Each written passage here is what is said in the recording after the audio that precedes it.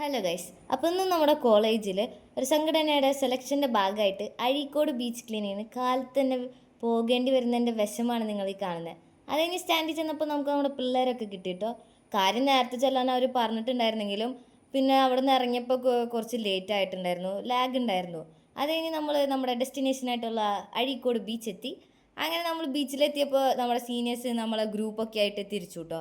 അത് കഴിഞ്ഞിട്ട് അങ്ങനെയാണ് നമ്മൾ ക്ലീനിങ് ചെയ്യാനായിട്ട് സെക്ഷനായിട്ടാണ് പോയത്.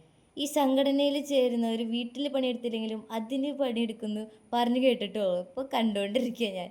അത് കഴിഞ്ഞ് നമ്മൾ ബസ്സിൽ യാത്ര വീണ്ടും ഉണ്ടായിരുന്നു. കുറേ ബസ്സുകൾ അന്ന് നമ്മൾ യാത്ര ചെയ്തിട്ടുണ്ടായിരുന്നു.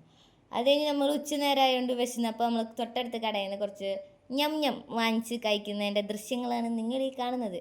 അത് കഴിഞ്ഞ് എനിക്ക് വൈകിട്ട് ഒരു ആദരവുണ്ടായിരുന്നു. പരിപാടി 2:30-ക്കൊക്കെ തുടങ്ങുമെന്ന് പറഞ്ഞ് ഓടിച്ചെന്നതാണ്. അവിടേക്ക് എത്തിയപ്പോഴോ 4 മണിയായിട്ട് പോലും പരിപാടി തുടങ്ങുന്നുണ്ടായിരുന്നുള്ളൂ. അത് കഴിഞ്ഞ് വീണ്ടും സെലക്ഷൻ്റെ ഭാഗമായിട്ട് ഒരു വീഡിയോ എടുത്ത് അയച്ചു കൊടുക്കാമെന്ന് പറഞ്ഞിട്ടുണ്ടായിരുന്നു. അപ്പോൾ ഇല്ലാത്ത കഴിവ് പോലും ഉണ്ടാക്കിയെടുത്ത് കാണിച്ചു കൊടുക്കണ്ടേ, അതാണ് ഈ കാണുന്നത്.